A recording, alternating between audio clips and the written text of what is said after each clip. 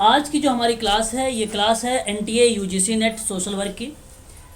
और जो जून में एग्ज़ाम होने वाला है, हालांकि अभी तक कोई नोटिफिकेशन नहीं आया है, जुलाई में भी जा सकता है, अगस्त में भी जा सकता है आप लोगों की एग्ज़ाम की डेट।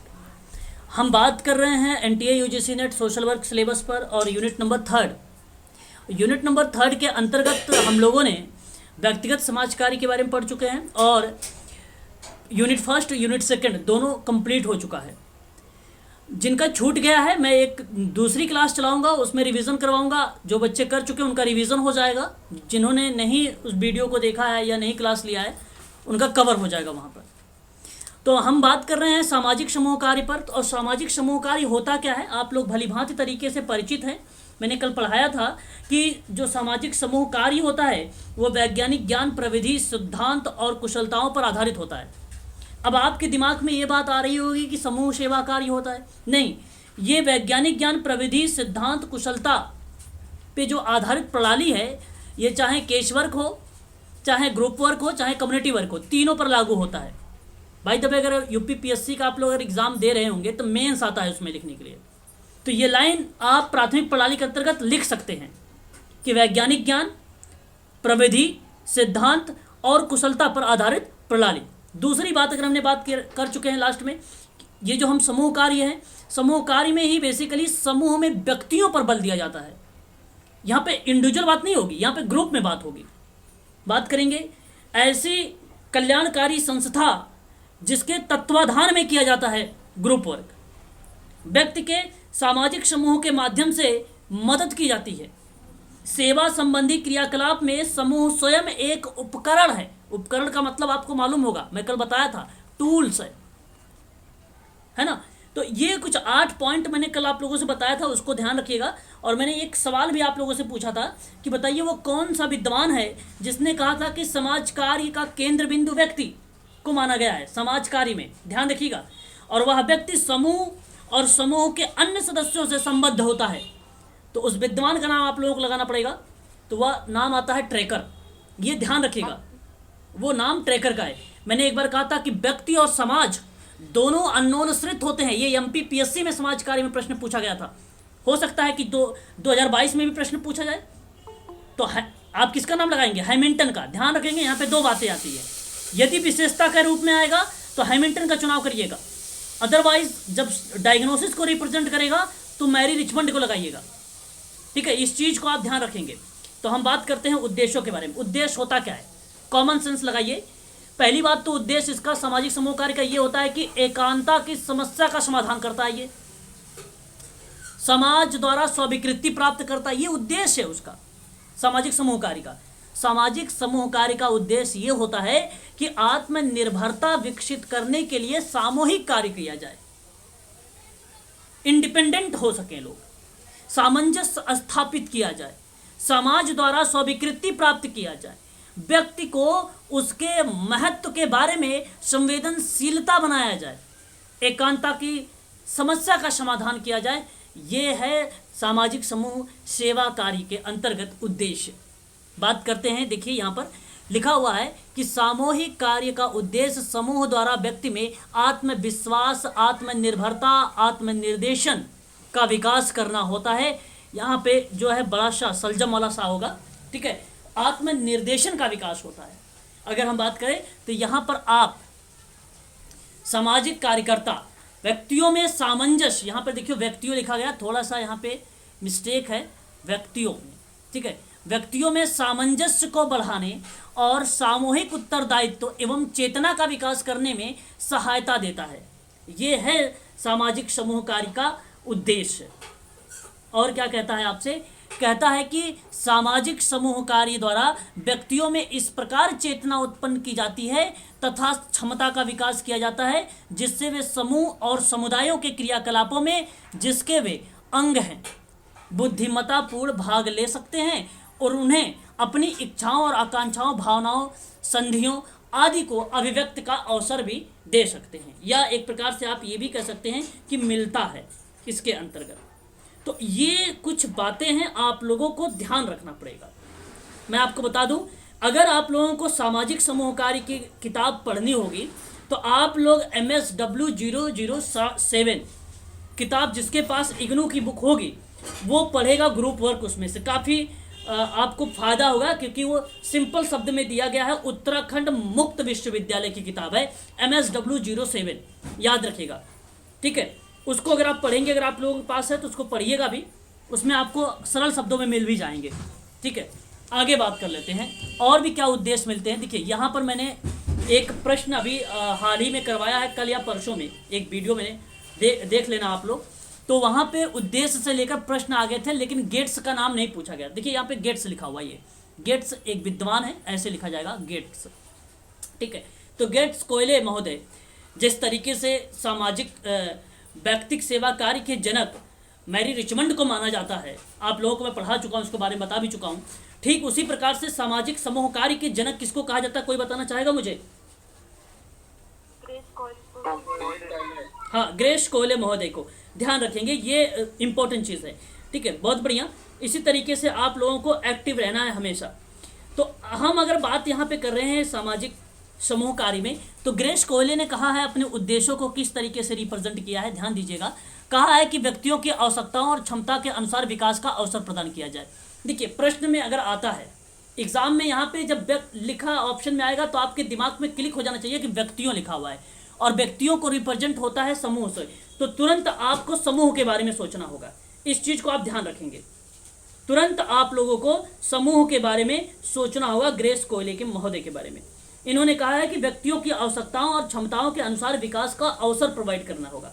दूसरी बात इन्होंने कहा है, ध्यान दीजिएगा, कि व्यक्ति को अन्य व्यक्तियों, समूहों और समुदाय में समायोजन प्राप्त करने की सहायता होती। कहने का तात्पर्य देखिए, व्यक्तियों की सहायता और क्षमता के अनुसार विकास प्रोवाइड करना होगा, ये एक उद्देश्य बनता है ग्रेस कोयले के महोदय द्वारा। और ये कहते हैं सामाजिक समूह कार्य में, और कहते हैं कि जो सामाजिक समूह कार्य होगा वो व्यक्ति के अन्य व्यक्ति, जैसे जो ग्रुप बनेगा उसमें एक व्यक्ति नहीं होगा, कई व्यक्ति होंगे, उन व्यक्तियों में समूह और समुदाय से समायोजन प्राप्त करने के साथ, मतलब एक प्रकार से कोऑर्डिनेशन करने की बात करेगा, सामंजस्य होना चाहिए। ऐसा नहीं कि आपस में लोग है अवांछनीय व्यवहार वहां पे उत्पन्न कर दे, सांप्रदायिकता फैलाने लगे, ये गलत हो जाएगा। इन्होंने कहा है कि समायोजन की सहायता प्रोवाइड करने के लिए, है ना, इस चीज को ध्यान रखिएगा। ये ग्रेस कोयले महोदय की दूसरी बात है। तीसरी बात इन्होंने कहा है कि समाज के विकास हेतु व्यक्तियों को प्रेरित करना होगा। आपको ऐसा गोल बनाना होगा कि समाज के विकास के ध्यान में रखते हुए, ताकि समाज का डेवलप हो, उसको ध्यान में रखते हुए व्यक्तियों को मोटिवेशन देना होगा। इस तरीके की बात ग्रेस कोयले महोदय कहते हैं, इस चीज को ध्यान रखिएगा। इन 4 पॉइंट में से एक पॉइंट जरूर आपको ऑप्शन में मिल जाएगा, ध्यान दीजिएगा। और चौथी पॉइंट की बात अगर हम करें, और ये चौथी यानी लास्ट पॉइंट है, ये व्यक्तियों को अपने अधिकारों, ध्यान दीजिएगा, सीमाओं और योग्यताओं के साथ साथ अन्य व्यक्तियों के अधिकारों और योग्यताओं एवं अंतरों को पहचानने की सहायता देना। कहने का तात्पर्य यह है कि व्यक्तियों को अपने अधिकार, मतलब सत्ता यानी शक्ति, सीमाओं और योग्यताओं के साथ साथ अन्य व्यक्तियों के अधिकार को भी, जैसे अगर मैं बात करूं क्रिकेट, अगर जब आप खेलते हैं तो दोनों टीमों को पता होता है रूल, है ना, ठीक उसी प्रकार से उस ग्रुप में अन्य व्यक्तियों के जो अधिकार, उसके भी अधिकार कुछ हैं, उसकी भी कुछ योग्यताएं हैं, उनको पहचानना जरूरी है। आप लोगों को किसकी क्या योग्यता है, किसी कहाँ तक कैपेसिटी है, किसको कितना परामर्श दिया जा सकता है, किसके लिए कितना मैनेजमेंट किया जा सकता है, ये बातें भी ध्यान रखना। ये ग्रेस कोयले की 4 बातें हैं। पहली, व्यक्तियों की आवश्यकता को ध्यान में रखकर उसे अवसर देना है। दूसरी, उसको समायोजित करना है, चाहे समूह हो चाहे समुदाय हो। तीसरी, व्यक्तियों को मोटिवेशन देना है, ध्यान में रखकर कि समाज का विकास हो सके।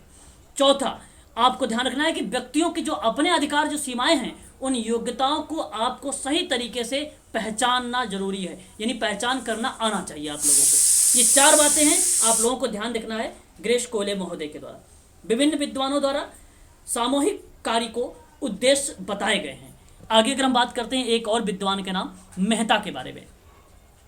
मेहता एक ऐसे विद्वान हैं, इन्होंने 4 पॉइंट बताए हैं। पहली पॉइंट इन्होंने ये बताया है, कहा है कि परिपक्वता प्राप्त करने के लिए व्यक्तियों की सहायता करना। परिपक्वता का मतलब होता है मैच्योरिटी। मैच्योरिटी प्राप्त करने के लिए व्यक्तियों को मदद करनी होगी, ताकि वो मैच्योर हो सके, आत्मनिर्भर हो सके और वो स्वतंत्र हो सके। ये बात मेहता कहते हैं। दूसरी बात अगर हम करें यहाँ पे, तो पूरक, सामवेगिक और सामाजिक खुराक प्रदान करना। यहाँ पे अगर हम जब खुराक की बात करते हैं, कोई मुझे बताना चाहेगा खुराक किस चीज को रिप्रेजेंट किया जा रहा है? बताएं। मेहता महोदय के द्वारा जो खुराक शब्द यहाँ पर प्रदान करने की बात की गई, सामाजिक खुराक जी, उसकी नीड को आवश्यकता वेरी गुड। यहाँ पे नीड, यहाँ पर इन्होंने जो शब्द बताया है आवश्यकता, नीड, यही सबसे ज्यादा इंपॉर्टेंट शब्द है। खुराक का मतलब यहाँ पे नीड को रिप्रेजेंट किया गया है, तो उसको जो जो नीड होगी उसके आधार पे आपको मैनेजमेंट करना है और उसे समाज की मुख्य धारा से आप लोगों को जोड़ना है, ये बात कहते हैं मेहता महोदय। आगे अगर हम बात करते हैं नागरिकता एवं जनतांत्रिक, ये ऑप्शन में भी था, ये पॉइंट में था मेहता महोदय का, क्वेश्चन में शायद 2005 यूजीसी एनटीए, अगर आप देखेंगे यूजीसी नेट का क्वेश्चन पेपर, तो उसमें सामाजिक समूह कार्य का उद्देश्य नहीं था, प्रश्न आया था और एक पॉइंट में ये पॉइंट डाला गया था। ठीक है, नागरिकता तथा जनतांत्रिक भागीकरण को बढ़ावा देना, इस चीज को रिप्रेजेंट करता है मेहता महोदय का उद्देश्य। मेरी आवाज क्लियर है? बैकग्राउंड आवाज तो नहीं जा रही ज्यादा तेज? क्लियर है ना? स्पष्टीकरण है? चलिए ठीक है। पॉइंट नंबर 4 की बात करते हैं। असमायोजन व व्यक्तिक एवं सामाजिक विघटन उपचार करना होगा। पॉइंट नंबर 4 में अगर हम लोग बात करें, यहाँ पे असमायोजन और व्यक्तिक सामाजिक विघटन का उपचार करना, जो समाज में विघटन की काम कर रहा हो, जो अलगाव की बात कर रहा हो, जो अवांछनीय व्यवहार की बात कर रहा हो, ऐसी पॉइंट, ऐसी जब कोई विचार आता है तो ऐसे पे मेहता महोदय कहते हैं कि सामाजिक समूह कार्य का जो उद्देश्य होगा उनका उपचार करना, उनका ट्रीटमेंट करना, उन्हें समाज की मुख्य धारा से जोड़ना है, ताकि असमायोजन ना फैले, अवांछनीय व्यवहार ना फैले और सामाजिक विघटन ना हो पाए। ये मेहता महोदय का उद्देश्य है। कहते हैं ग्रुप वर्क से ये सबसे अच्छा होता है ये एक्टिविटी। और उद्देश्य हम बात करते हैं विल्सन और रायलैंड के बारे में। मैंने कल आप लोगों को सोशल ग्रुप वर्क के प्रैक्टिस की एक किताब का नाम बताया था, ध्यान रखिएगा, विल्सन और रायलैंड का है। लेकिन प्रैक्टिस एंड प्रिंसिपल जब जुड़ जाता है तो वहां पे नाम आ जाता है ट्रेकर महोदय का। इस किताब का नाम भी आप लोग ध्यान रखिएगा। ठीक, विल्सन महोदय क्या कहते हैं?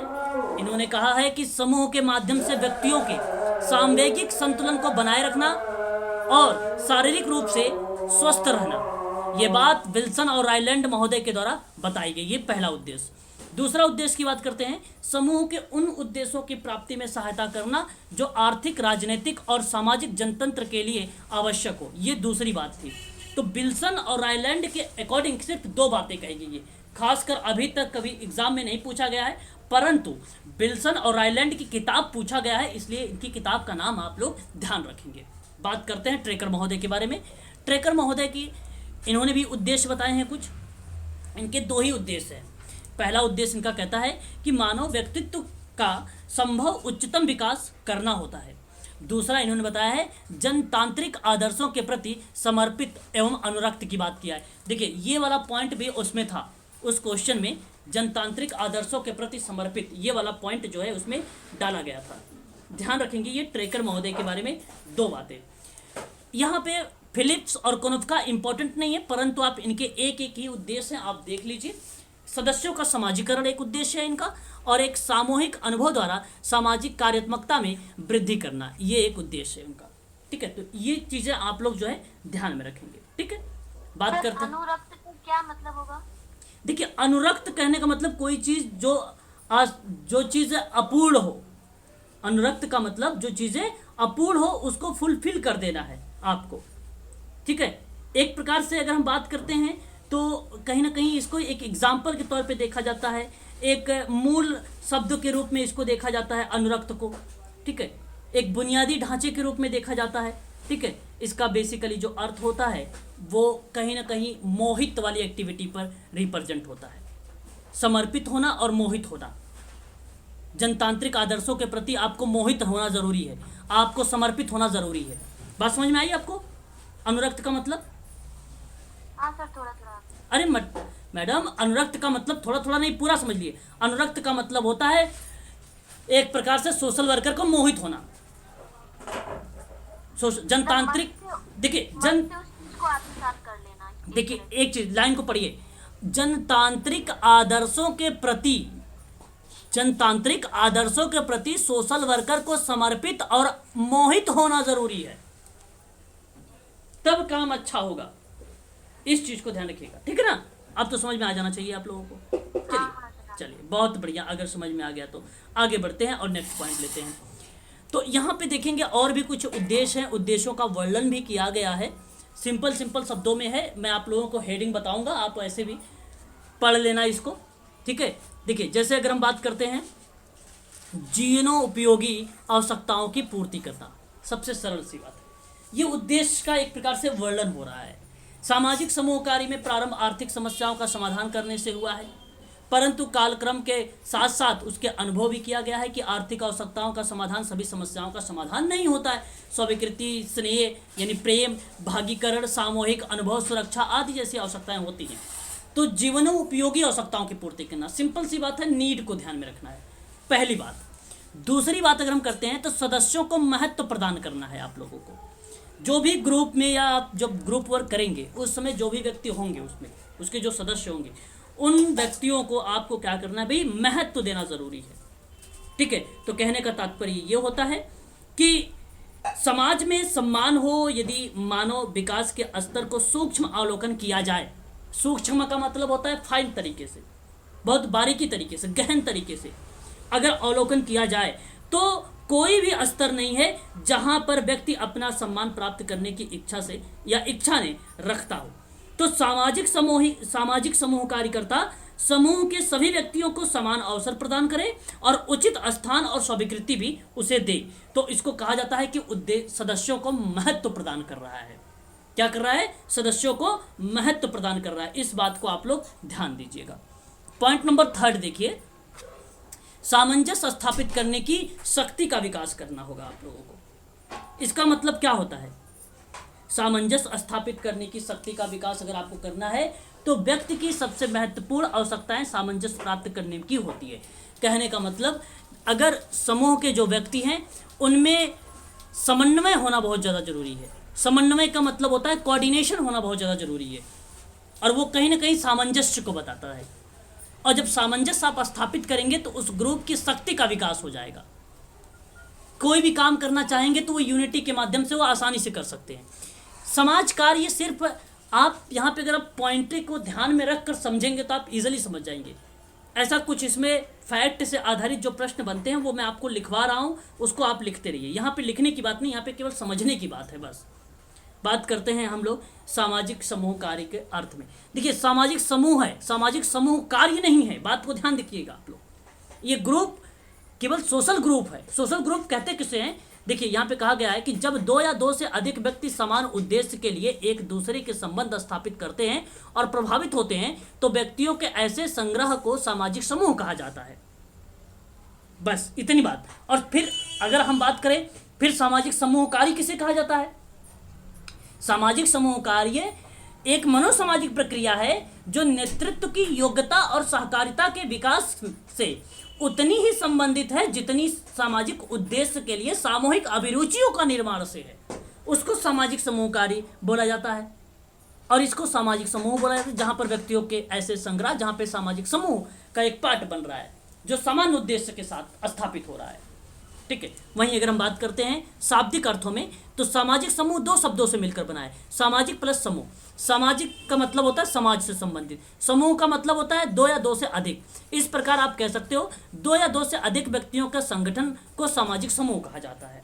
और समाजशास्त्र में समूह का जो मतलब बताया गया है वो कहा गया है कि 2 या 2 से अधिक व्यक्तियों के मात्र संग्रह से ही नहीं होता है, जैसा कि मैकाइवर पेज का कहना है कि समूह से हमारा आशय है, मतलब तात्पर्य एक ही होता है, व्यक्तियों के किसी भी ऐसे संग्रह से जो एक दूसरे के साथ सामाजिक संबंधों में लाए गए हों। इस प्रकार समाजशास्त्र में समूह से मतलब बनता है कम से कम 2 या 2 से अधिक व्यक्ति और उसमें सामाजिक संबंध होने से। सामाजिक संबंध का तात्पर्य व्यक्तियों के संपर्क से है, और समूह में व्यक्ति एक दूसरे के प्रति जागरूक होते हैं। ये बात भी आप लोगों को भलीभांति तरीके से परिचित भी होंगे। आगे हम बात करते हैं सामाजिक समूह की परिभाषा में। केवल आगमन और निम्नकाफ की अगर परिभाषा की बात करें तो जब 2 या 2 से अधिक व्यक्ति एक साथ मिलकर रहें और एक दूसरे पर प्रभाव डालने लगे तो हम उसे कह सकते हैं कि ये सामाजिक समूह, यानी यह समूह का निर्माण है, और इसी को हम कह सकते हैं ये है सामाजिक समूह। आप ध्यान रखेंगे इसी पॉइंट को, ये बहुत ही सिंपल परिभाषा है। मैकइवर पेज कहते हैं कि समूह से हमारा तात्पर्य है कि मनुष्य किसी भी ऐसे संग्रह से है, यानी जो व्यक्ति हैं उन व्यक्तियों के कलेक्शन से है जो सामाजिक संबंधों के द्वारा एक दूसरे से क्या है, बंधे हैं, यानी लिंक है। ठीक है, तो उसको हम क्या बोलेंगे, सामाजिक समूह बोलेंगे। सेरिफ उसी तरीके से बोलते हैं। बोगार्ट्स, सामाजिक दूरी का मापन एक है। ये किस विद्वान के द्वारा दिया गया है, कोई बताना चाहेगा मुझे? बोगार्ट्स ने दिया है, ये बात आप ध्यान रखिएगा, बोगार्ट्स का। हम की भावना के बारे में किस विद्वान ने चर्चा किया है? बोगार्ट्स ने कहा है। इस बात को भी आप लोग जो है ध्यान दीजिएगा। बहुत बढ़िया, ऐसे ही आप लोगों को जो है ध्यान पूर्वक पढ़ना भी है और जो है नोट्स भी बनाते रहना है, नोट्स को बराबर देखते भी रहना है। चलिए आगे बढ़ते हैं। इनका कहना है कि समूह किसी वस्तु की इकाई की संख्या है जो एक दूसरे के निकट स्थित है, उसको हम लोग क्या बोलते हैं, सामाजिक समूह। और ये बात कहने वाला कौन विद्वान है, नाम है बोगार्ट्स, ध्यान रखिएगा। आगे बढ़ते हैं। अब यहाँ पे बहुत सारी परिभाषा हैं। अभी मैं पीडीएफ, ये पीडीएफ भी आप लोगों को मिल चुकी है ना, ये पीडीएफ आप लोगों को मिल चुकी है। देखिए, सामाजिक समूह से एक बार प्रश्न पूछा गया था। प्रश्न ये पूछा गया था कि सामाजिक समूह की विशेषता बताइए, ये प्रश्न आया हुआ था एग्जाम में। अब ये विशेषता आपको पता होना चाहिए। परिभाषा में मैंने आपको बताया है सामान्य उद्देश्य, इसका मतलब सामान्य हित। सामाजिक उद्देश्य के सभी सदस्यों के हित प्रायः समान होते हैं और समान हित होने से समूह का अस्तित्व जो है बढ़ता रहता है। ये तो सिंपल सा विशेषता है एक प्रकार से, और उसकी प्रकृति भी है। बात करते हैं दो या दो से अधिक व्यक्ति का होना, यह सामाजिक समूह को रिप्रेजेंट करता है। तो एक सामाजिक समूह व्यक्तियों का संग्रह होता है, अर्थात एक व्यक्ति समूह का निर्माण नहीं कर सकता। इस प्रकार दो या दो से अधिक व्यक्ति समूह का निर्माण के लिए आवश्यक होते हैं, इसको बोला जाता है ये सामाजिक समूह है। ये एक प्रकार की उसकी विशेषता है या उसका नेचर है। और हम बात करते हैं सदस्यों की पारस्परिक जागरूकता होती है इसमें। सामाजिक समूह के प्रत्येक सदस्य को अन्य सदस्यों तथा अपने समूह के प्रति जागरूकता होना चाहिए और पारस्परिक जागरूकता से सामाजिक संबंधों का विकसित होता है। प्रत्यक्ष और अप्रत्यक्ष संपर्क भी होता है। समूह के सभी सदस्य में प्रत्यक्ष संपर्क होना आवश्यक नहीं है। छोटे समूह में तो प्रत्यक्ष संपर्क संभव है, जैसे परिवार, खेल समूह आदि, जबकि बड़े समूह में अप्रत्यक्ष संपर्क पाया जाता है, जैसे जाति समूह और वर्ग समूह। ये बड़े समूह कहलाते हैं और अप्रत्यक्ष संपर्क कहलाता है ये जाति समूह और वर्ग समूह। इस चीज को भी आप ध्यान रखेंगे। अनिश्चित आकार होता है, मतलब कोई निश्चित आकार नहीं है कि आप 5 लोग रहेंगे ग्रुप में, 10 लोग रहेंगे ग्रुप में, ऐसा नहीं। बढ़ भी सकते हैं, घट भी सकते हैं। तो सामाजिक समूह का कोई निश्चित आकार नहीं होता है। इसका निर्माण 2 या 3 व्यक्तियों को लेकर 1000 लाख व्यक्तियों तक हो सकता है। वर्तमान युग में जैसे जैसे व्यक्तियों के संबंधों का दायरा बढ़ता जा रहा है, सामाजिक समूहों का आकार भी वृद्धि होने लगी है। यह आप जान रहे हैं। मनुष्यों का संग्रह होता है। सामाजिक समूह की सबसे प्रथम विशेषता यही है कि मनुष्यों का संग्रह होना आवश्यक है। सामाजिक समूह के निर्माण के लिए कम से कम 2 मनुष्यों का संग्रह होना आवश्यक है। केवल एक व्यक्ति की उपस्थिति को समूह नहीं कहा जाएगा, इस चीज को भी आप लोग ध्यान रखेंगे। सामाजिक संबंध पाया जाता है और एकता की भावना भी पाई जाती है सामाजिक समूह में। आगे अगर हम बात करते हैं, सदस्यों के पारस्परिक आदान प्रदान पाए जाते हैं। समूह की सदस्यता ऐच्छिक होती है। ऐच्छिक का मतलब क्या होता है, सकारात्मक। क्या होता है, सकारात्मक। इस चीज को ध्यान रखिएगा। समूह में सदस्यता क्या होती है, सकारात्मक होती है, और ऐच्छिक सदस्यता भी होती है, वही बात है। ठीक है, आगे हम बात करते हैं। नियंत्रण की आवश्यकता होती है, कार्य का विभाजन होता है और एक निश्चित आधार होता है इसमें। ठीक है, ये बहुत ही सिंपल चीज़ें हैं, आप देख सकते हैं। ठीक है, यहाँ पर आपका सामाजिक समूह कार्य की परिभाषा, सामाजिक सामूहिक कार्य की विशेषता विथ उद्देश्य आपके कंप्लीट हो चुके हैं। परिभाषा भी आपका कंप्लीट हो चुका है। अब हम बात करेंगे समाज समूह कार्य के सिद्धांत। ये काफी ज्यादा इंपॉर्टेंट है आप सभी लोगों के लिए। कोई बताना चाहेगा मुझे कितने सिद्धांत होते हैं? 10। वेरी गुड, बहुत बढ़िया, बहुत बढ़िया, बहुत बढ़िया, बहुत बढ़िया। यहां अगर हम बात करते हैं सोशल ग्रुप वर्क का प्रिंसिपल, ध्यान रखेंगे आप सभी लोग। ये सोशल ग्रुप वर्क की प्रिंसिपल ट्रेकर महोदय की बहुत ही फेमस रही है। मैं थोड़ी सी बात बताना चाहूँगा आप लोगों को कि सिद्धांत के आधार पर कुछ संबंध भी बताए गए थे। समाज कार्य की प्रणाली में लगभग समान सिद्धांतों का उपयोग होता है। बुनियादी रूप से या मूलभूत रूप से इसमें मानवतावादी सिद्धांत कार्य करता है। व्यक्तिक कार्य सेवार्थी सामान्य व्यक्ति होता है, वह किसी प्रकार की हीन भावना से नहीं देखा जाता है। कार्यकर्ता यानी आप उसे आदर एवं प्रतिष्ठा देंगे, आत्मसम्मान का बोध कराएंगे, संबंध की स्थापना पर बल देंगे और उसी के अनुसार आप उपचार की योजना भी तैयार करेंगे। समूह स्वयं उपचार, ध्यान दीजिएगा, उपचार योजना में कार्यरत रहता है और सामूहिक कार्य में भी समूह की इच्छा से कार्य किया जाता है। समूह सदस्य प्रथम चरण से लेकर अंतिम चरण तक इसका इम्पोर्टेंस बना रहता है। ये सिद्धांत के आधार पर है और सिद्धांत में मैं आपको बता दूं कुछ बातें कही गई हैं। मेरी आवाज़ वगैरह क्लियर है? चलिए, बहुत बढ़िया है, बहुत अच्छी बात है। तो यहाँ अगर मैं आप लोगों से कुछ बातें करूँ तो आप सब लोग जानते होंगे सामाजिक समूह कार्य में ट्रेकर महोदय ने अपनी बातों को रखा है और उन्होंने 10 भागों में सामाजिक समूह कार्य को डिवाइड किया है। उनका कहना है कि सामाजिक समूह कार्य के सिद्धांत पे कि आम तौर पर विश्वास की प्रणाली के लिए मौलिक सत्य या नींव के रूप में इसे समझा जा सकता है। सिद्धांत सत्य होता है, सार्वभौमिक होता है और अवलोकन और प्रयोग द्वारा परीक्षण भी किया जा सकता है। क्रिया का मार्गदर्शन भी किया जा सकता है। वर्षों से सामाजिक समूह का काम सामाजिक कार्य के तरीके के रूप में उभर कर पहचाना गया है या उभर कर हमारे सामने आया है। इसमें समाज कार्य अभ्यास के जो मूल्य हैं, जो नैतिकता हैं, जो सिद्धांत हैं, उससे प्रेरणा लेकर अपने स्वयं के सिद्धांतों को इन्होंने विकसित किया है।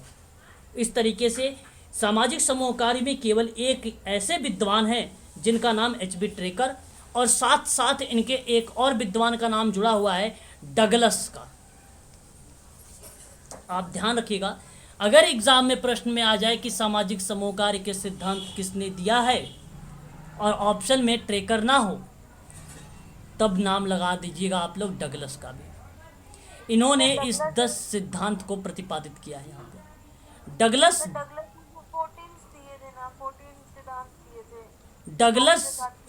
डगलस ने सामुदायिक संगठन में 28 सिद्धांत दिए हैं, 28 सिद्धांत दिए हैं सामुदायिक संगठन में। बात को यहाँ पे दोनों बातों समझे, मैं ये भी बताता आप लोगों को। 2 बातें आपको ध्यान रखना है। अगर ट्रेकर महोदय का नाम आता है तो आप सामाजिक समूह कार्य के 10 सिद्धांतों को तो आंख बंद करके लगा दीजिएगा, परंतु अगर ट्रेकर का नाम ना आए तो डगलस महोदय ने इन ट्रेकर के जो 10 सिद्धांत थे इसको एक प्रकार से व्याख्या की है, निष्कर्ष निकाला है डगलस ने। तो आप नाम लगा दीजिएगा डगलस का, उस ऑप्शन में जरूर डगलस होंगे। ऐसा हो ही नहीं सकता कि ट्रेकर भी ना हो और डगलस भी ना हो, परंतु डगलस का नाम बहुत ज़्यादा इंपॉर्टेंट है। सामुदायिक संगठन में इन्होंने सामुदायिक संगठन के 28 सिद्धांत दिए हैं, 20 सिद्धांत नहीं दिए हैं, शायद किसी ने 14 बताया है, 14 सिद्धांत नहीं है। 13 सिद्धांत मुर्रेजी रॉस के हैं कम्युनिटी ऑर्गेनाइजेशन में। ये मैं आप लोगों से चर्चा करूंगा, ठीक है? यहाँ पर आप लोग नोट बना लीजिए जी। मेरे पास बुक है ना, उसमें डगलस और टॉम ने 14 सिद्धांत दिए हैं सोशल ग्रुप वर्क के। 14 सिद्धांत दिए हैं। कौन सी किताब में? किताब का नाम बताएं। सर बुक का नाम, सर मेरे रंगा स्वामी के नोट्स हैं। चलो, नोट्स हैं, उसको एक बार आप उसका फोटो क्लिक करिए और ग्रुप में शेयर करिए। मेरे साथ साथ और भी बच्चों को जागरूकता मिलेगी और भी लोग जागरूक होंगे, जानेंगे। हम भी देखेंगे भाई कौन से 14 सिद्धांत है उसमें और क्या कम्युनिटी को लेकर बात किया उसने कि क्या इसने समूह ग्रुप को लेकर बात किया। देखिए, कम्युनिटी में जो सिद्धांत है हर एक विद्वान ने अपने अपने विचारों को रिप्रेजेंट किया है, परंतु यहाँ पर आप 10 सिद्धांत को ध्यान रखिएगा, डगलस के भी और ट्रेकर का भी। इसमें गलती मत करिएगा, ये 10 के 10 ही सिद्धांत हैं, परंतु अगर आप 14 बता रहे हैं तो उसको आप भेजिएगा भी, हम लोग भी देखना चाहेंगे। ठीक है मैडम? चलिए आगे बढ़ते हैं। देखिए 10 सिद्धांत कौन से हैं ये मैं आपको बता देता हूँ। Social group work practice and principle एक किताब लिखी थी सन 1948 में। उसी किताब में ये 10 सिद्धांत जो है दिए गए थे। पहला सिद्धांत का नाम है, किताब का जी सर, किताब किसने लिखी थी? द प्रिंसिपल ऑफ ट्रेकर महोदय, ट्रेकर महोदय 1948 1940। बताना sir. Social group work practice and principle. एक होता है थ्योरी, अब मैं कितनी बार बोलूं, एक होता है प्रिंसिपल। कौन बताएगा इन दोनों में अंतर? थ्योरी मीन्स भी सिद्धांत होते हैं, है ना, प्रिंसिपल मीन्स भी सिद्धांत होते हैं। पता है ना आप लोगों को दोनों? बताइए हाँ या ना। दोनों का अर्थ सिद्धांत ही है। दोनों अलग अलग हैं कि एक हैं? बताइए सर अलग है। कैसे? होते हैं बताइए कैसे ट्रूथ होता है ना, जी। एक सत्य हो गया सर। प्रिंसिपल तो बेसिक ट्रूथ बोल देते हैं प्रिंसिपल्स को। बेसिक बोलते हैं प्रिंसिपल को। थोड़ा तेज बोलिए, आवाज़ नहीं आ रही मैडम।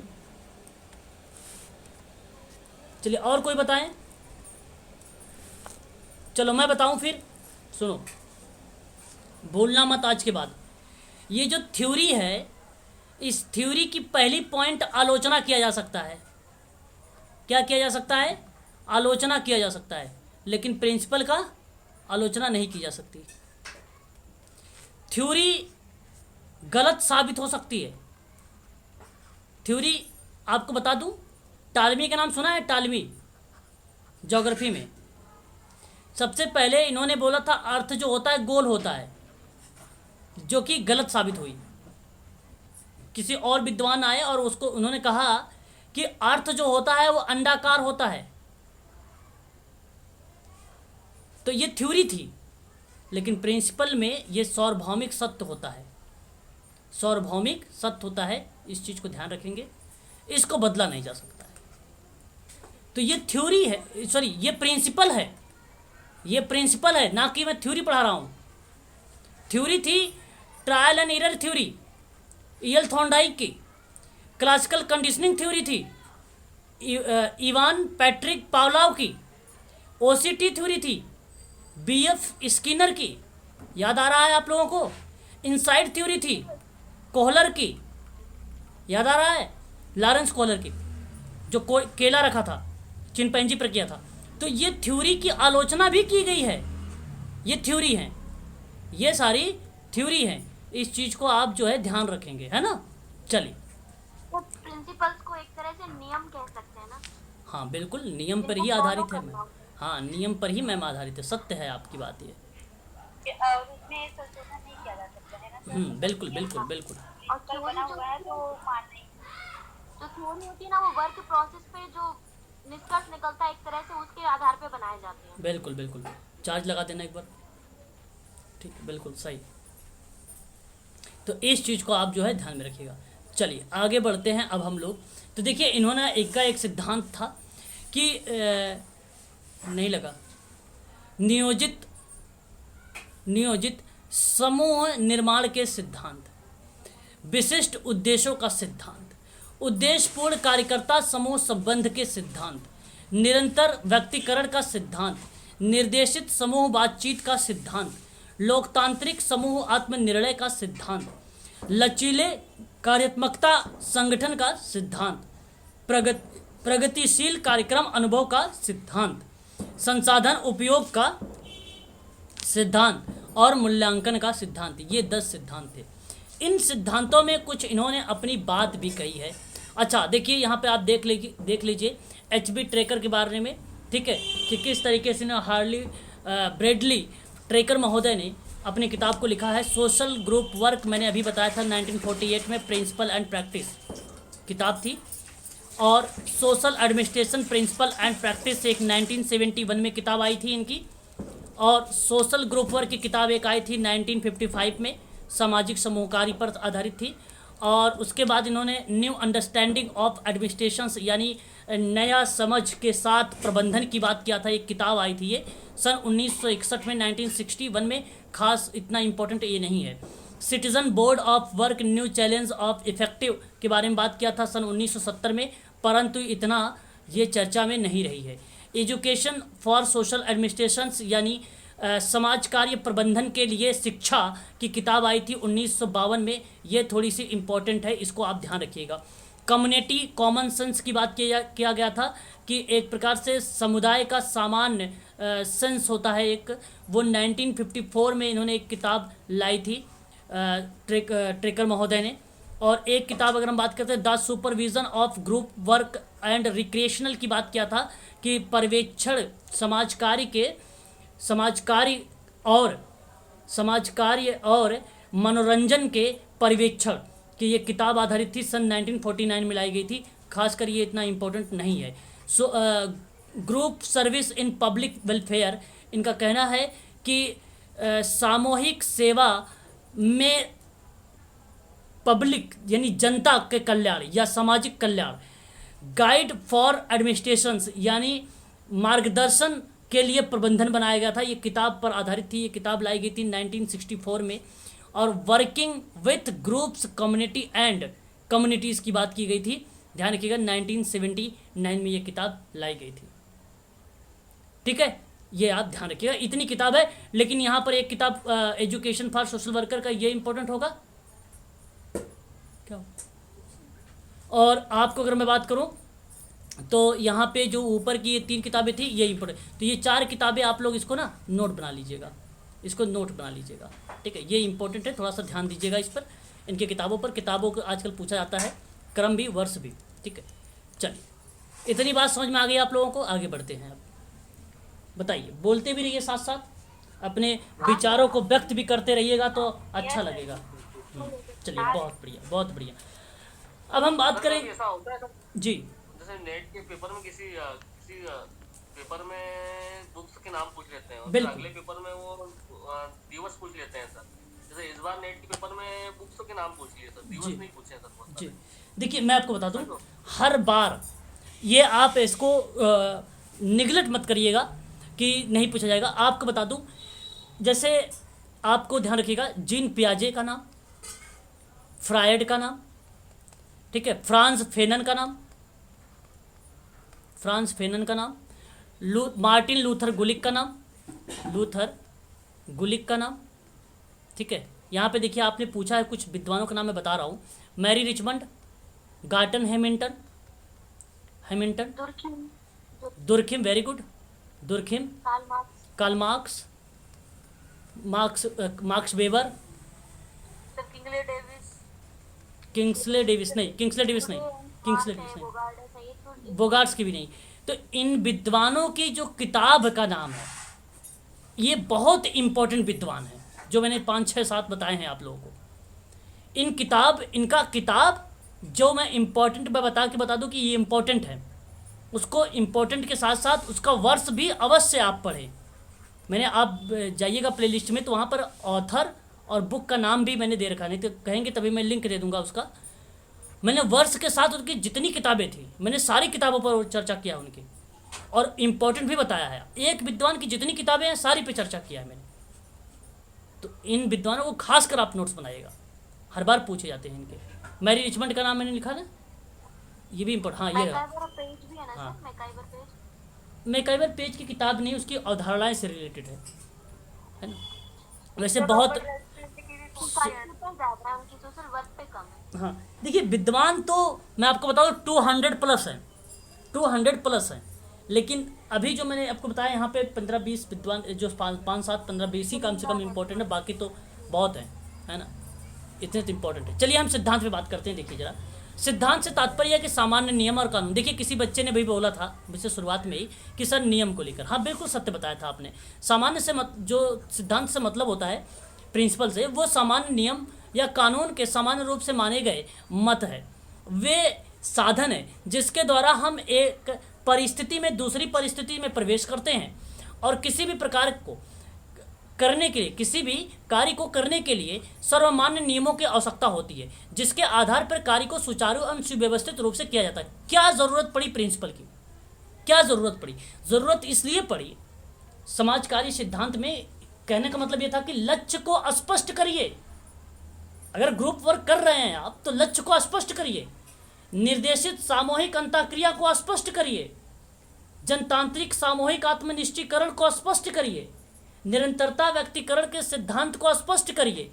जब हर एक व्यक्ति यूनिक है तो टेक्निक भी तो यूनिक ही होगी, अलग होगी। तो यही रीज़न है कि यहाँ पे सिद्धांत को लागू करने की ज़रूरत पड़ती है, हमें प्रिंसिपल की ज़रूरत पड़ती है। हमें उस व्यक्ति को समाज की मुख्य धारा से जोड़ने के लिए हमें ज़रूरत है समाज कार्य के सिद्धांतों को। ठीक है, इस चीज़ को आप ध्यान रखेंगे। तो अंतः समूह कार्य में सिद्धांत ऐसी ही भूमिका का प्रतिपादन करते हैं जिसके आधार पर समूह कार्य को आसानी से किया जा सकता है। भारत में व्यावसायिक समाज कार्य, देखिए भारत में व्यावसायिक समाज कार्य की अगर मैं बात करता हूँ तो TISS का नाम आता है। आप सभी लोगों को पता है कि 1936 में आया है। सबसे पहले जो निर्देशक थे डॉक्टर मॉन्सर्ट महोदय थे और वर्तमान में शालिनी भारत हैं, आप लोगों को पता होगा। और टाटा जहांगीर रतन दादा भोय महोदय ने TISS की नींव रखी है, मालूम होगा आप लोगों को। तो ये 1936 में भारत में व्यवसाय समाज कार्य आया और उस समय समूह कार्य का एक अभिन्न अंग बन गया, एक अभिन्न अंग बन गया। और अभिन्न अंग का मतलब जो बनता है एक प्रकार से एक अलग से उसका पार्ट बन गया, एक अलग से उसका पार्ट बन गया। इसमें अगर मैं बात करूं आप लोगों से, वृद्ध और अयोग्य व्यक्तियों को भिक्षागृह में रखने का सुझाव दिया गया। इनकी विधियों का प्रयोग कुछ समय बाद सन 1788 में एक विद्वान का नाम आता है हैम्बर्ग महोदय ने प्रयोग किया। मैं आपको बता दूं 16वीं शताब्दी में, हालांकि आप जानते हैं 16वीं और 17वीं शताब्दी में बेसेंट डिपॉल महोदय ने व्यक्तिगत समाजकारी में सहायता शब्द का प्रयोग किया था। लेकिन 16वीं शताब्दी की अगर मैं बात करूं आप लोगों से ग्रुप वर्क को लेकर, तो 16वीं शताब्दी में ग्रुप वर्क को कहा गया कि सुधार काल में भिक्षावृत्ति को रोकने का प्रयास किया गया और सामान्य दान पेटियां, जिसको आप कहते हैं कॉमन चेस्ट, इसकी हिंदी है सामान्य दान पेटियां की स्थापना की गई। ये कब की गई? 16वीं शताब्दी में। और 1523 ईस्वी में, ध्यान रखिएगा, ज्यूरिख एक विद्वान का नाम है। देखिए ये सारे विद्वान बड़े अजीब गरीब हैं, लेकिन आप यहाँ पे समझ लीजिए और कॉपी अगर है तो नोट्स बना लीजिए ताकि आपको आसानी हो समझने में किसी चीज़ को। ज्यूरिख एक विद्वान रहा, मैं सिद्धांत पर ही चल रहा हूँ, सिद्धांत से अलग टॉपिक पे नहीं चल रहा हूँ। ज्यूरिख एक विद्वान थे और स्विट्जरलैंड में एक अलरिक ने सहायता के लिए प्रभावकारी योजना को प्रस्तुत कर दिया। ये बात है 1523 की। मैं डीप में थोड़ा सा चला गया हूँ, लेकिन ये आप सिर्फ समझे रहिए बस। जब कभी लेक्चर वगैरह देना तो आप बोल देना, परंतु इतना इम्पोर्टेंट नहीं है कि जो UGC NTA पूछ ले इससे आप लोगों से ऐसे सवाल बना ले। परंतु ध्यान रखिए कि 1523 में ज्यूरिख और स्विट्जरलैंड में एक अलरिक ने सहायता के लिए प्रभावकारी योजना प्रस्तुत किया और अनेक प्रयत्नों के बावजूद भी असहाय परिवारों को सामाजिक दशाओं को सुधारने में प्रयत्न सफलता नहीं प्राप्त हुई थी। लेकिन जुवन लुई एक विद्वान आए, एक ऐसे पहले विद्वान रहे जिन्होंने वैज्ञानिक ढंग से समस्या सुलझाने में आकर्षित या एक प्रकार से आकर्षित जैसे क्रियाक्रमों को या एक्टिविटी को किया। और वहीं कहा गया कि वृद्ध और अयोग्य व्यक्तियों को भिक्षागृह में रखने का सुझाव दिया और इन्हीं विधियों का प्रयोग करके सन 1977 में हैम्बर्ग ने शुरू कर दिया ग्रुप वर्क को। मैं बताऊं आपको, 1790 में ग्रुप वर्क प्रारंभ किया था एक बंदे ने, उसका नाम था म्यूनिक। नोट करना है तो नोट कर लीजिए। 1790 में एक विद्वान था जिसने समूह कार्य को शुरुआत किया था, उसका नाम था म्यूनिक। मैं लिख दूं, आप बोल भी दिया करें, म्यूनिक। सर हैम्बर्ग ने कब किया वो भी बता दीजिए। हैम्बर्ग ने 1788 में, 1788 में, है ना। ये 1790 में ये, ठीक है। फिर आपको पता होगा बावेरियन ने एक सैनिक कार्यशाला की स्थापना की। इसको मत लिखिए, केवल सुनिए मेरी बात को, जिसमें उन समर्थक भिक्षुओं को रखा गया जो सेना के कपड़े तैयार करते थे। जिला स्तर की ऐच्छिक समितियों के सहयोग से पुष्टि शरीर वाले भिक्षुकों को कार्यशाला में भर्ती की गई। फिर बात आई 1853 की। देखिए, आप मत सोचिएगा 1953 के बारे में, दुर्गाबाई देशमुख के बारे में मत सोचिएगा, बात यहाँ पे 1853 की है। 1853 में 1853 में एल्बरफेल्ड शहर में भी इसी प्रकार की योजना चलाई गई, इसी प्रकार की योजना चला दी गई, लोगों को मदद करने के परिप्रेक्ष्य से, लोगों की सहायता के परिप्रेक्ष्य से। जो फ्रांस के श्रेष्ठ समाज सुधारक रहे उनका नाम था विंसेंट डी पॉल, जो अभी आपको मैंने ग्रुप कम्युनिटी केस वर्क में आप लोगों को पढ़ाया था। विंसेंट डी पॉल ने, उन्होंने ग्रुप वर्क में अकथनीय प्रयास किया। उन्होंने कहा कि अपना सारा जीवन गरीबों, भिक्षुकों, कैदियों के परिवारों की दशा सुधारने में अर्पित कर दिया और अपने प्रयास द्वारा अनेक अस्पताल, विधवा आश्रम और अनाथालयों की स्थापना कर दी। फादर विंसेंट डी पॉल ने सन 1633 में भिक्षा की लड़कियां नामक संघ की स्थापना की थी। ये आपके लिए एक इंपॉर्टेंट पॉइंट हो सकता है। भिक्षा की लड़कियां नामक संघ एक था, उस संघ की स्थापना 1633 में हुई थी। फादर विंसेंट डी पॉल ने की थी सोशल ग्रुप वर्क में। बात समझ में आ रही है? हाँ, वहीं अगर हम बात करते हैं तो भारत का भी एक व्यावसायिक अभिन्न अंग बना और समाज कार्य के प्रत्येक क्षेत्र में समूह कार्य का अभ्यास किया जाने लगा। तो बेस यहीं से था। अतः इस इकाई का अध्ययन करने के बाद आप सामाजिक समूह कार्य में प्रयुक्त किए जाने वाले प्रमुख सिद्धांत समझ सकेंगे। जैसे अगर हम बात करें सामाजिक समूह कार्य के विभिन्न प्रारूप को, सामाजिक समूह कार्य के मुख्य विशेषताओं और उसके कुछ क्षेत्रों को अगर हम बात करें तो यहाँ पे आप देख सकते हैं, मानव समाज के इतिहास में सभी देशों और युगों में निर्धन, निराश्रित, अपंग, अनाथ, बेरोजगार, रोगी व्यक्ति रहे। ऐसी अनेक समस्याएं आई हैं जहां इन व्यक्तियों को अनेक कठिनाइयों का सामना करना पड़ता था। अतः इन व्यक्तियों की समस्याओं का समाधान करने और इसके परेशानियों को समझने के लिए आदिकाल से प्रयास किए जा रहे थे। हालांकि मैंने 16वीं शताब्दी से बताना शुरू किया था आप लोगों से, 16वीं शताब्दी से। अब आपके दिमाग में ये बात आ रही होगी, मैं आपको बता दूं 16वीं शताब्दी से पहले क्या नहीं हो रहा था? नहीं, 16वीं शताब्दी से पहले भी हो रहा था। ऐसा नहीं है कि केवल 16वीं शताब्दी में ही हुआ था, उससे पहले भी ये क्रिया प्रतिक्रिया चल रही थी। इस चीज को आप लोग भी ध्यान रखेंगे। तो उस समय प्रारंभिक कलेश, दुख, गरीबी, अन्य समस्याओं के लिए ईसाई लोग एक दूसरे की सहायता करते थे। मध्यकाल में कार्य पादरी करने लगे। ये वृद्ध, रोगी और गरीबों के लिए आश्रमों और संस्थाओं की स्थापना की गई,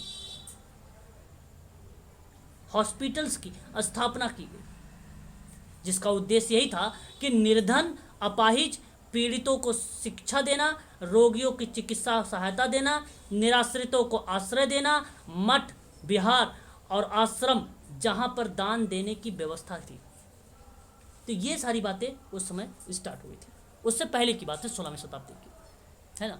तो आदिकाल से इसको जो है प्रयास में किया जा रहा है। समाज कार्य की उन्नति उन्हीं प्रयासों के फलस्वरूप हुई है। मानव और समाज पूर्ण रूप से एक दूसरे से आश्रित हैं। जिस प्रकार समाज ने मनुष्य को अनेक प्रकार के मानवीय अस्तित्व प्रदान किए हैं, वहीं समाज द्वारा अनेक प्रकार की समस्याएं जैसे बेरोजगारी आदि भी व्याप्त है। आप लोगों को अच्छे से मालूम है इसके बारे में। परंतु आज समाज कार्य के लिए केवल दया, करुणा, प्रेम की भावना की पर्याप्त नहीं है। आज समाज कार्य के व्यवसाय का रूप ले लिया है। यहाँ पर उसको समाज की मुख्य धारा से जोड़ना है और उसे आत्मनिर्भर बनाना है। आपको बात समझ रहे हैं ना? इस चीज़ को आप ध्यान रखेंगे। आगे बात करते हैं। सामाजिक समूह कार्य समाज कार्य की एक प्रणाली है और ये प्राथमिक प्रणाली के अंतर्गत इसको कहा जाता है या लिखा भी जाता है। वाल्टर एंड्रियास फ्रीडलैंडर की प्रणाली है ये। प्रयुक्त किया गया है कि समाज कार्य में कुछ सिद्धांत का पालन किया जाता है जिसके अभाव में व्यावसायिक समाज कार्य नहीं किया जा सकता। इसी भांति सामाजिक समूह कार्य में भी सामाजिक समूह कार्य के भी कुछ महत्वपूर्ण सिद्धांत होते हैं जिसका पालन किए बिना कोई भी सामाजिक कार्यकर्ता सामाजिक समूह कार्य प्रक्रिया के संपन्न नहीं कर सकता है। कहने का मतलब एक प्रकार से संपादन या समाप्ति नहीं कर सकता बिना समाज कार्य के सिद्धांत को लगाए हुए। इसीलिए हम यहाँ पे समाज कार्य सिद्धांतों को समझने की कोशिश करेंगे। पहला सिद्धांत है नियोजन का सिद्धांत। नियोजन का सिद्धांत क्या बोलता है? कहता है कि समूह का निर्माण सदैव सुनिश्चित होना चाहिए। स्वाभाविक है कि यदि बिना किसी नियोजन के समूह का निर्माण किया जाए तो वह अपने लक्ष्यों को शायद ही प्राप्त कर सके। नियोजन में जनशक्ति है, साधन है, शक्ति है, माध्यम है, प्रक्रिया है, उद्देश्य है, ये सारी चीज़ें शामिल किए गए हैं। इन सभी का अगर हम बात करें, एक सही तरीके से अगर आप उसका उपयोग करें तो इन सबको अच्छी प्रकार से एक दूसरे के पूरक के रूप में संगठित भी कर सकते हैं। यदि इनका संगठन ना किया जाए तो एक या तो स्वयं ही अलग अलग अनुपयोगी सिद्ध हो सकता है। इसलिए नियोजन का सिद्धांत काफ़ी ज़्यादा इम्पोर्टेंट है। कोई काम अगर करेंगे तो एक क्रमबद्ध तरीके से करेंगे, सुव्यवस्थित तरीके से करेंगे, वैज्ञानिक ढंग से करेंगे, आप समाज कार्य की प्रणाली के माध्यम से आप करेंगे, वो कहलाता है नियोजन का सिद्धांत। बात समझ में आ रही कि नहीं आ रही है? बस वही है आपका नियोजन का सिद्धांत। यहाँ पे आप देख सकते हैं कि नियोजन किसी भी कार्य को करने का एक व्यवस्थित, सुव्यवस्थित या सुनियोजित तरीका माना जाता है। नियोजन मतलब क्रमबद्धता, क्रमबद्धता मतलब वैज्ञानिक ज्ञान। ये इस चीज़ को आप ध्यान रखिएगा। आगे बात करते हैं, विकास के लक्ष्यों और मूल्यों का निर्धारण करता है, परिस्थितियों का विश्लेषण करता है, और भी पॉइंट मिलेगी आपको। वर्तमान सेवाओं में गुणात्मक और परिणात्मक दृष्टि में पाई जाने वाली कमियों की जानकारी रखता है, विशिष्ट उद्देश्यों की रणनीतियों का निर्धारण करता है, आगत लक्ष्य, क्षेत्र, साधन आदि का निर्धारण करता है, प्रशिक्षण एवं संचार प्रक्रिया की सीमाओं की जानकारी देता है, क्रिया नियोजन तथा कार्यों का दस्तावेजीकरण करने के महत्व का ज्ञान होना भी अति आवश्यक होता है। कार्य करने हेतु आवश्यक उपकरणों का निर्माण करने की जानकारी, संभावित साधन जहाँ पे प्रोबेबिलिटी रिसोर्सेज हों, संसाधनों की उपलब्धि की जानकारी देता है, शक्ति यानी सत्ता यानी अधिकार के साधनों का निर्माण करता है, समूह के सदस्यों के आर्थिक, सामाजिक, राजनीतिक, भौगोलिक और वर्तमान स्थिति के ज्ञान, अनुभव और जीवन स्तर की पहचान करने की बात करता है। इस चीज़ को आप ध्यान रखेंगे। और भी चीज़ें यहाँ पर है, आप उसको देख सकते हैं। बात करते हैं लक्ष्यों की अस्पष्टता का सिद्धांत भी होता है। कहने का मतलब कि विकास के लक्ष्य और मूल्य का निर्धारण करना होगा आपको, शक्ति के स्रोतों का निर्धारण करना होगा आप लोगों को, प्रशिक्षण तथा संचार की प्रक्रिया की सीमाओं की जानकारी देनी होगी आपको, समूह के सदस्यों को सामाजिक मान्यता, क्षमता, ज्ञान, आयु, अनुभव, जीवन स्तर की पहचान करनी होगी आपको। ये लक्ष्य को स्पष्टीकरण का सिद्धांत कहता है कि लक्ष्य स्पष्ट होना चाहिए सामाजिक समूह कार्य में। जब लक्ष्य ही नहीं होगा तो कार्य कैसा होगा? टारगेट होना जरूरी है, गोल होना जरूरी है।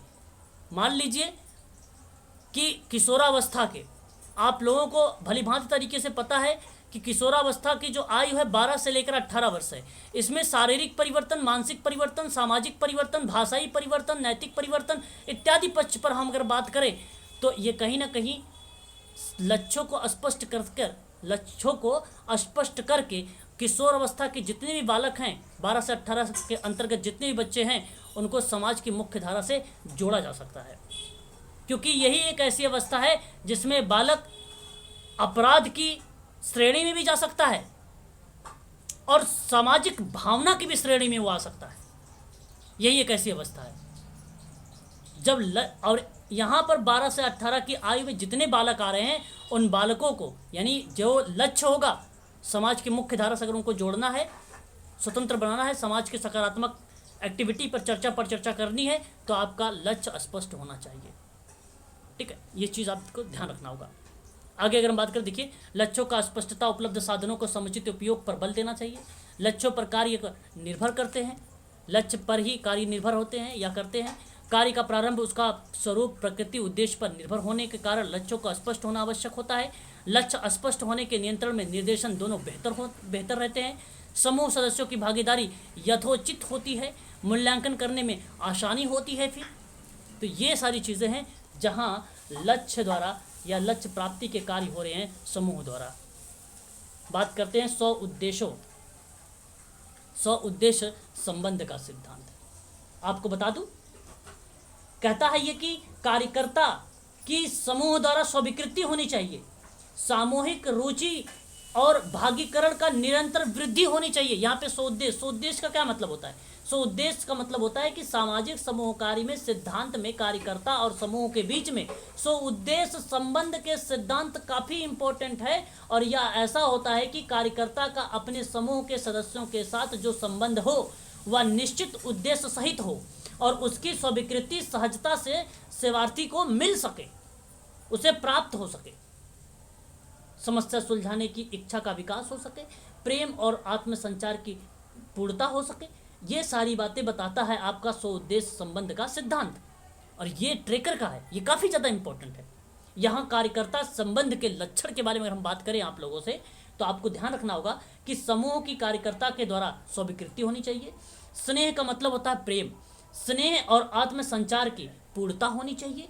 समस्या सुलझाने की इच्छा का विकास होना चाहिए। सदस्यों की इच्छा सर्वोपरि और उसे आत्मनिश्चय का अधिकार होना चाहिए, है ना। सदस्यों को आत्म निर्णय का अधिकार होना चाहिए। ये कहीं ना कहीं स्वउद्देश्य के सिद्धांतों को रिप्रेजेंट करता है। इस चीज को आप लोगों को ध्यान रखना पड़ेगा। क्यों भाई, बात समझ में आ रही कि नहीं आ रही? बताइए जरा एक बार। हाँ, वेरी गुड। समझने की कोशिश करिए कि यहाँ पे नोट्स बनाने की जरूरत नहीं, यहाँ पे समझने की बात है केवल, बस।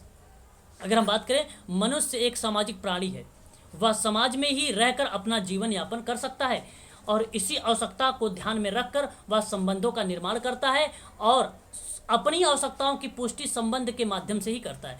प्रत्येक सामाजिक स्थिति में संबंधों का विशेष महत्व होता है। सामूहिक कार्य में भी कार्यकर्ता तथा समूह के बीच संबंधों का अत्यंत महत्व होता है। ये तो बहुत ही आसान है स्वउद्देश्यों का सिद्धांत। सर्वप्रथम आप देख सकते हैं, कार्यकर्ता के द्वारा समूह का स्वीकार किया जाना चाहिए, समूह को कार्यकर्ता द्वारा स्वीकार किया जाना चाहिए, स्नेह और आत्मसंचार का पूर्ण भाव व्याप्त हो, समस्या सुलझाने की इच्छा का विकास हो, समूह सदस्यों की भागीदारी और कार्यकर्ता के द्वारा व्यावसायिक ज्ञान का उपयोग हो, सदस्यों की इच्छा सर्वोपरि माना जाए और उन्हें आत्मनिश्चय का अधिकार हो, सदस्यों का आत्मनिर्णय का अधिकार हो। यह सदस्यों की बात है। सदस्य का मतलब ग्रुप में रिप्रेजेंट हो रहा है। सामूहिक रुचि और भागीदारी में निरंतर वृद्धि हो, कार्यकर्ता द्वारा सदस्यों की बातों एवं शिकायतों को ध्यानपूर्वक सुना जाए, कार्यकर्ता को सदस्यों के सामाजिक सांस्कृतिक स्थितियों का ज्ञान हो, कार्यकर्ता को उसी बौद्धिक स्थिति के आधार पर बल दिया चाहिए जिसे बौद्धिक स्थितियों का समूह सदस्य हो। तो ये एक प्रकार की पॉइंटें हैं सारी, आप इसको देख सकते हैं। निरंतर व्यक्तिकरण का सिद्धांत होता है। निरंतर का मतलब होता है सतत, सतत का मतलब होता है कंटिन्यूअस। सामाजिक समूह कार्य में व्यक्तिकरण का सिद्धांत का सतत उपयोग होना चाहिए और बहुधा हर समूह में ऐसे व्यक्ति सम्मिलित रहते हैं जो कि या तो समूह से पूरी तौर पर सामंजित होते रहते हैं या सदैव असमर्थ रहते हैं। समूहगत परिवर्तन के समय उनके सामंजस्य की भरपूर क्षमता नहीं दिखाई देती है। ऐसे लोगों के साथ सामूहिक कार्यकर्ता को व्यक्तिकरण का सिद्धांत का प्रयोग करना चाहिए। इस बात को ध्यान रखिएगा, ठीक है। आगे बात करते हैं, इसके अंतर्गत और भी पॉइंट है। अभिमत एवं पूर्वाग्रह से स्वतंत्र होना चाहिए। पहली बात, आपको भेदभाव नहीं करना है। मानव व्यवहार का ज्ञान होना चाहिए आपके पास। सुनने और अवलोकन करने की क्षमता होनी चाहिए आपके पास। सुनना एक प्रकार का ऑब्जर्वेशन, एक प्रकार का क्या है, टेक्निक है, सोशल वर्क की टेक्निक है। समूह सदस्यों की भावनाओं को समझने की योग्यता होनी चाहिए आपके पास और सदस्यों में आत्मीयता की भावना उत्पन्न करने की योग्यता होनी चाहिए। आत्मीयता यानी आत्मसिद्धि का सिद्धांत किसने दिया है, कौन बताएगा? अरे वाह, वेरी गुड, शाबाश, मैस्लो द्वारा दिया गया है। समस्या के अध्ययन, निदान, चिकित्सा के समूह सदस्यों का सहयोग प्राप्त करने की योग्यता होनी चाहिए। कार्यकर्ता व्यक्तिकरण के माध्यम से सामूहिक सदस्यों की कठिनाइयों को ध्यान में रखता है और उसके अनुसार कार्यक्रम आयोजित करता है जिससे कि प्रत्येक सदस्य कार्यक्रम का हिस्सा बन सके, है कि नहीं। आगे अगर हम बात करते हैं तो यहाँ पे और भी पॉइंट मिलेगी आपको कि निर्देशित सामूहिक अंतःक्रिया का सिद्धांत। सामूहिक कार्य के सिद्धांत में निर्देशित सामूहिक अंतःक्रिया का सिद्धांत बड़ा महत्व है। समस्त सामूहिक कार्य की उपलब्धि समूह के सदस्यों के बीच और समूह के सामूहिक कार्यकर्ता के बीच होने वाली अंतःक्रिया पर निर्भर करती है। इस चीज़ को आप ध्यान रखेंगे। बात करते हैं नेक्स्ट पॉइंट पर, तो हमारा आता है जनतांत्रिक सामूहिक आत्मनिश्चयीकरण का सिद्धांत। जनतांत्रिक क्या होता है? सामाजिक समूह कार्य में जनतांत्रिक सिद्धांत का मतलब क्या होता है?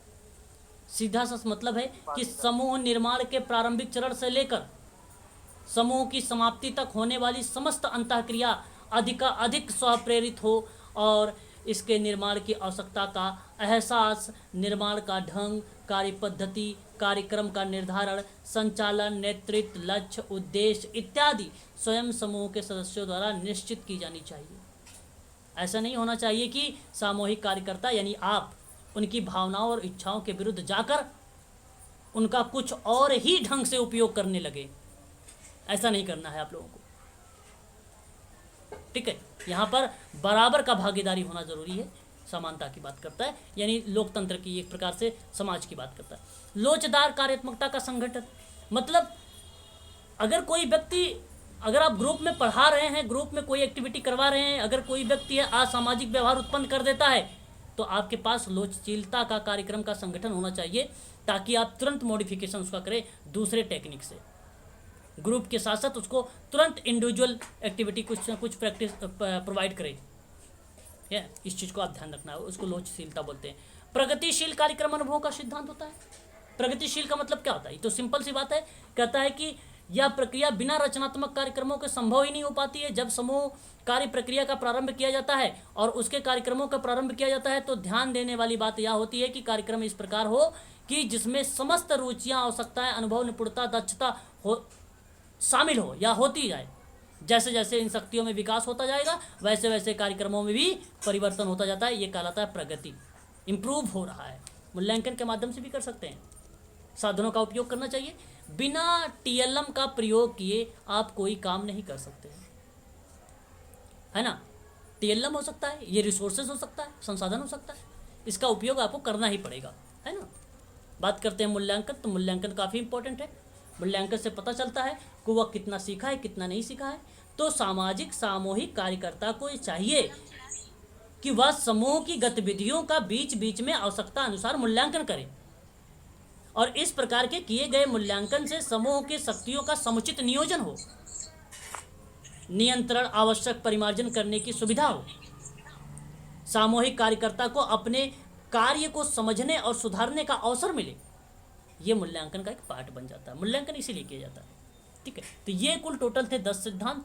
आज आपका ये जो है ग्रुप वर्क का प्रिंसिपल, अवधारणा और परिभाषा, उद्देश्य, विशेषता सहित आपके टॉपिक समाप्त हुई है। कल हम यूनिट नंबर 3 में ही समूह कार्य के आगे बढ़ेंगे और भी कुछ टॉपिकों पर चर्चा हम लोग करेंगे।